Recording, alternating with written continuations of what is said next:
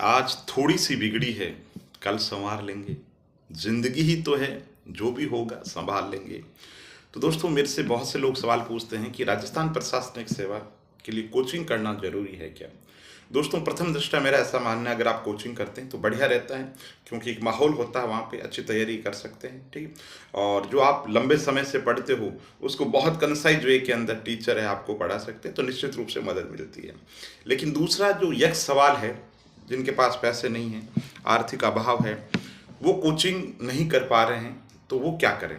तो दोस्तों, ऐसा कहीं नहीं लिखा हुआ, ना कोई ये यूनिवर्सल ट्रूथ है कि जो जो कोचिंग करेगा वो सेलेक्ट हो जाएगा। कोचिंगों में पढ़ते हैं उनका भी परसेंटेज निकाल लो, और घर पे बैठ के तैयारी करते हैं उनका रेशियो भी निकाल लो, वापस परसेंटेज कोई बड़ा अंतर नहीं आता।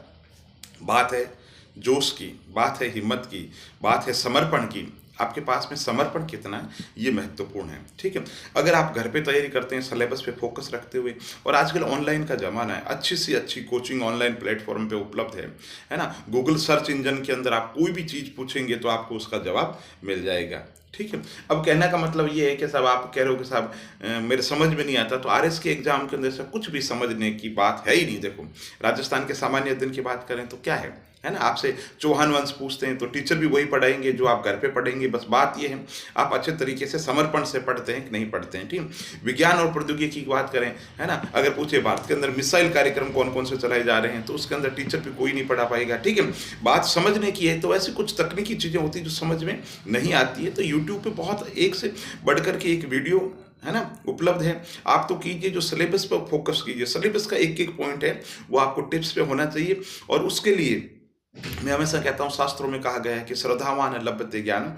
जो व्यक्ति श्रद्धा से ज्ञान प्राप्त करना चाहता है तो वो ज्ञान कहीं से भी प्राप्त कर सकता है। मेरे पास में फोन आता है, कोई जयपुर से आता है, कोई जोधपुर से आता है, कोई बारां से आता है, तो वो कोई मेरे नॉन नहीं है। ठीक है ना। ठीक है।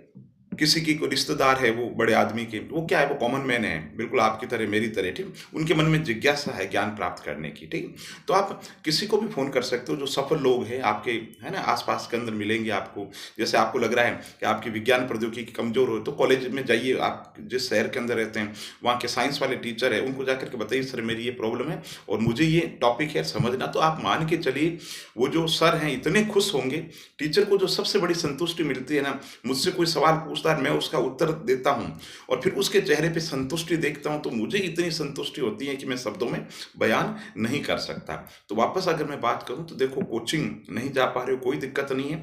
ये जो घर है इसको धूणी बनाओ, इस धूणी पे अच्छी बुक्स लेकर के आओ, अच्छे से अच्छे नोट्स बनाओ, और वापस इतनी अच्छे तरीके से तैयारी करो कि आपके मन के अंदर ये भाव आए ही नहीं कि मेरे लिए कोचिंग जरूरी है। क्योंकि दुनिया के अंदर, है ना, जो लड़ाई है वो किसकी है, मनोबल की लड़ाई है। युद्ध जीते जाते हैं वो मनोबल से जीते जाते हैं। अगर आपका मनोबल बहुत बड़े लेवल का है तो मनोबल बना करके रखिए, घर पे तैयारी कीजिए, स्तरीय किताबें पढ़िए, उन पे खर्चा छोटा मोटा जो भी है चाहे उधार लेके कीजिए, अच्छी स्तरीय जो पुस्तकें हैं उनका चयन कीजिए, नोट्स बनाइए बस, है ना। और मित्र मंडली बनाइए, एक अच्छे लोगों की मित्र मंडली, जहाँ भी जिस शहर में भी आप रहते हैं। देखो, समान आदमी को समान लोग मिल ही जाते हैं, तो जो साथ में तैयारी कर रहे हैं उन लोगों का एक ग्रुप बनाइए और आपस में चर्चा कीजिए। किसी की हिस्ट्री अच्छी है, किसी की ज्योग्राफी अच्छी है, किसी की इकोनॉमी अच्छी है, तो आपस के अंदर चर्चा कीजिए और एक 11 हो जाएंगे। बहुत बहुत